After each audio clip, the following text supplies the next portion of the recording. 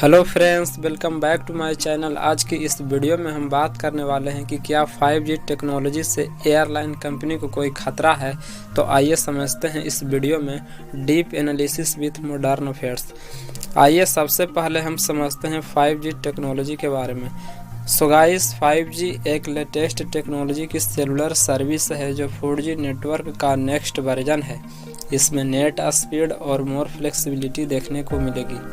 Present time तक का जो नेटवर्क है वो कनेक्टिविटी पर फोकस करता है, लेकिन 5G टेक्नोलॉजी एक स्टेप आगे है जिसमें कम्युनिकेशन ग्लोबल लेवल पर हो जाएगी और जो नेटवर्क प्रॉब्लम्स आती है इंटरनेट चलाने में वो काफ़ी कम झेलनी पड़ेगी।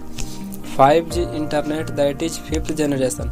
सिंपल भाषा में कही जाए तो 4G में ही कहीं ना कहीं एक बहुत बड़ी डेवलपमेंट है। यदि हम बात करें इंडिया को लेकर तो इंडिया में जो 5G स्पेक्ट्रम है उसकी नीलामी मार्च या अप्रैल 2022 तक होनी संभव है। यहाँ पर 5G नेटवर्क इसके बाद ही लॉन्च किया जाएगा। इंडिया के गवर्नमेंट ने 13 बिग सिटीज को सिलेक्ट किया है जहां पर 5G सर्विसेज सबसे पहले लॉन्च किया जाएगा और ये 13 सिटीज कहीं ना कहीं वो शहरें सिलेक्ट किए गए हैं जहां पर अर्बन पॉपुलेशन हमें सबसे ज़्यादा देखने को मिलती है। गाइस, आइए 5G टेक्नोलॉजी के नुकसान के बारे में समझते हैं। भारत की एक airline company that is air India ने अमेरिका की एयरपोर्ट पर जाने से इनकार किया। एयर इंडिया ने कहा कि यूएस में ऑपरेट होने वाले 5G कम्युनिकेशन के कारण वो अमेरिका नहीं जाना चाहते हैं। ठीक वैसे ही जापान एयरलाइन और दुबई के एमिरेट्स ने कहा है कि वो अमेरिका के कुछ एयरपोर्ट्स पर लैंड नहीं करने वाले हैं। एयर इंडिया ने कहा है कि 4 यूएस डेस्टिनेशंस जहां पर हमारा बोइंग 777 लैंड कर सकता था, हमें अपना या तो एयरक्राफ्ट का टाइप बदलना होगा या फिर हम अपना लोकेशंस बदलेंगे। दुबई की airline company that is Dubai Emirates, उन्होंने कहा है कि हमारा बोइंग 777 उसका सस्पेंशन अनाउंस कर रहे हैं और अब हम 9 अमेरिकी एयरपोर्ट्स पर लैंड नहीं करने वाले हैं। अब आप कहोगे कि एयरलाइन कंपनी को 5G कम्युनिकेशन से प्रॉब्लम क्या आ रही है, ये सारे एयरलाइन कंपनी अमेरिका जाने का बॉयकॉट क्यों कर रहे हैं। सो गाइस, ये लोग अमेरिका जाने का बॉयकॉट इसलिए कर रहे हैं क्योंकि 5G कम्युनिकेशन अमेरिका के अंदर स्टार्ट होने जा रहा है। गाइस, फ्लाइंग एयरक्राफ्ट ज़मीन से अपने अल्टीट्यूड को मेजर करने के लिए जिस डिवाइस का उपयोग करता है that is called altimeter device, यानी लैंडिंग मैनेजमेंट का काम अल्टीमीटर डिवाइस के थ्रू होता है। अब आपके ब्रेन में एक सवाल अराइज हो रहा होगा कि अल्टीमीटर डिवाइस ज़मीन से एयरक्राफ्ट की ऊंचाई यानी अल्टीट्यूड कैसे मेजर करता है। तो इसका आंसर है अल्टीमीटर डिवाइस अपने में से वेव निकालकर ज़मीन पर भेजता है। फॉर एग्जांपल, रडार की बात की जाए कि रडार कैसे फाइंड आउट करता है कि आसमान में कोई चीज़ है, तो इसका आंसर है कि वो रेडियो वेव रिलीज करता है और रिटर्निंग रेडियो वेव के बेसिस पर अंदाज़ा लगाता है। ठीक ऐसे ही सबमरीन किसी दूसरे सबमरीन को डिटेक्ट करने के लिए वो साउंड वेव निकालती है और टकराकर आई हुई साउंड वेव को वो अपने पास ले लेती है। एग्जैक्टली ऐसे ही अल्टीमीटर डिवाइस अपने अंदर से बहुत फास्ट फ्रीक्वेंसी रिलीज करता है क्योंकि फास्ट डिसीजन लेने होते हैं। वो जो तेज़ फ्रीक्वेंसी भेजता है उसमें भी कोई प्रॉब्लम नहीं है। प्रॉब्लम यहाँ पर यह है कि अगर ऐसे ही फास्ट फ्रीक्वेंसी वहाँ पर इंटरनेट की भी हुई जितनी अल्टीमीटर की फ्रीक्वेंसी है, तो ये कैलकुलेट करने में प्रॉब्लम आ जाएगी कि ये इंटरनेट का रिस्पॉन्स आ रहा है या फिर ज़मीन का रिस्पॉन्स आ रहा है।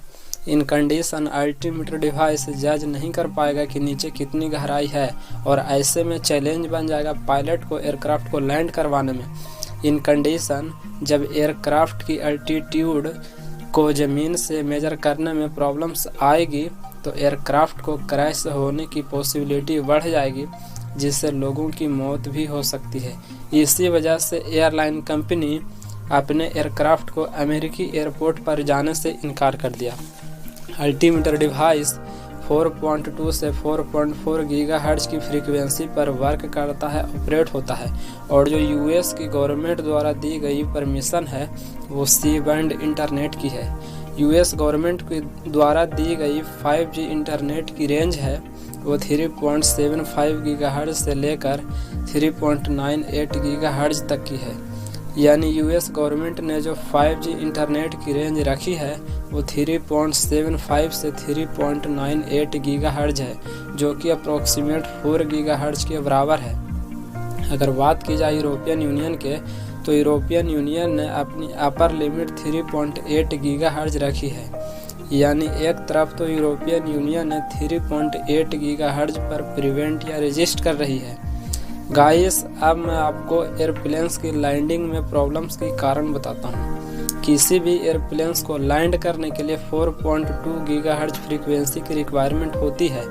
अगर लैंडिंग के दौरान अल्टीमीटर डिवाइस की फ्रीक्वेंसी और 5G इंटरनेट की फ्रीक्वेंसी की रेंज एक दूसरे के बहुत करीब होती है तो 99.9% एयरप्लेन्स को क्रैश होने की पॉसिबिलिटी होती है। सिंपल भाषा में आप इस तरीके से समझ सकते हो कि अगर अल्टीमीटर की फ्रीक्वेंसी 5G इंटरनेट की फ्रीक्वेंसी एक दूसरे से कॉन्फ्लिक्ट करता है तो 99.9% एयरप्लेन्स ज़मीन से क्रैश कर जाएगा। इन कंडीशन एयरलाइन कंपनी अमेरिकी एयरपोर्ट पर 5G टेक्नोलॉजी लगवाने से रजिस्ट कर रही है। एयरलाइन कंपनी को कहना है कि 5G इंटरनेट को एयरपोर्ट पर नहीं डिप्लॉय करना चाहिए। अगर 5G टेक्नोलॉजी डिप्लॉय करना ही है तो एयरपोर्ट से एटलीस्ट 2 मील दूर तक डिप्लॉय नहीं करें। 5G इंटरनेट इतना घातक सिद्ध हो सकता है। प्लेन मैन्युफैक्चरर कंपनी जैसे बोइंग और एयरबस, इन्होंने ज्वाइंट लेटर लिखा है यूएस ट्रांसपोर्टेशन सेक्रेटरी को और यहाँ पर वार्न किया है कि 5G internet could adversely affect the ability of aircraft to operate safely। अब आप इमेजिन करिए कि अगर एयरक्राफ्ट को ऑपरेट करने में थोड़ा सा भी अगर सेफ्टी में इशू होता है तो बहुत बड़ा कंसर्न बन जाएगा पूरे वर्ल्ड के लिए। यूएस फेडरल एविएशन एडमिनिस्ट्रेशन यानी FAA, इन्होंने वार्निंग दिया है कि जो 5G टेक्नोलॉजी डिप्लॉय किया जा रहा है यूएस के अंदर, उसकी वजह से जो फ्लाइट के अंदर अल्टीमीटर लगा होता है उसके कम्युनिकेशन में इंटरफेरेंस हो सकता है। यूएस के अंदर यूनाइटेड एयरलाइन के CEO ने कहा है कि यूएस के 40 बिगेस्ट एयरपोर्ट्स पर 5G टेक्नोलॉजी को बैन कर दिया जाएगा। अब क्वेश्चन यहाँ पर यह आता है कि टेलीकॉम कंपनी उनका क्या कहना है 5G इंटरनेट को लेकर। सो गाइस, देखिए, एक तरफ टेलीकॉम कंपनी है और दूसरी तरफ एयरलाइन कंपनी। टेलीकॉम कंपनी चाहेगी कि 5G की सर्विस आ सके ताकि उनका रिवेन्यू बढ़ सके, वो सर्विस प्रोवाइड कर सके, लेकिन दूसरी तरफ जो एयरलाइन कंपनी है वो चाहेगी कि ऐसा नहीं हो क्योंकि उनको एयरक्राफ्ट ऑपरेट करने में प्रॉब्लम्स आ सकती है। ये जो टेलीकॉम कंपनी है वेरिजोन एंड AT&T, इनको कहना है कि देखिए, ये जो C-बैंड है 5G का, इसका 40 अदर कंट्रीज में ऑलरेडी डिप्लॉयमेंट हो चुका है और कहीं पर भी एविएशन इंटरफेरेंस में इशू देखने को नहीं मिला है। ये जो कंपनी है वेरिजोन एंड AT&T, इनको कहना है कि नेक्स्ट 6 मंथ्स के लिए बफर जोन क्रिएट कर देंगे। मतलब सपोज कोई एयरपोर्ट है, उसके 50 किलोमीटर के आसपास सर्विस को प्रोवाइड नहीं करेंगे ताकि जो एयरक्राफ्ट आते हैं उनको लैंडिंग में इंटरफेरेंस ना हो। ऐसा टेलीकॉम कंपनी क्यों कह रही है कि बाकी कंट्रीज में तो 5G इम्प्लीमेंट हो चुका है, वहाँ पर प्रॉब्लम्स नहीं आ रही है। तो देखो, अगर बाकी कंट्रीज में देखोगे, फॉर एग्जांपल यूरोपियन यूनियन के अंदर 2019 में यहाँ पर जो स्टैंडर्ड सेट किया गया था वो एक्चुअली में C-बैंड फ्रीक्वेंसी डिप्लॉय की गई थी, जिसमें लोअर फ्रीक्वेंसी देखने को मिलेगी in comparison to United States. Europe के अंदर जो यूरोपियन यूनियन है, जो 27 मेंबर स्टेट्स है, उनमें अभी तक प्रॉब्लम्स नहीं आई है। यूरोप के अंदर जो European union aviation safety agency, उन्होंने एक स्टेटमेंट भी जारी किया था कि अभी तक इस स्टेज में किसी प्रकार का कोई भी अनसेफ इंटरफेरेंस देखने को नहीं मिला है।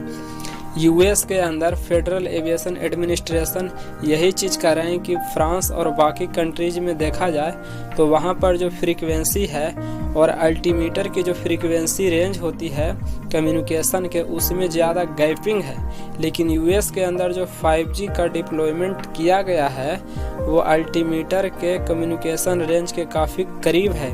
इसकी वजह से कम्युनिकेशन में ओवरऑल प्रॉब्लम्स हो सकती है। वेरिजोन का कहना है कि it will not use spectrum that is closer to the higher band. Thank you friends, God bless you.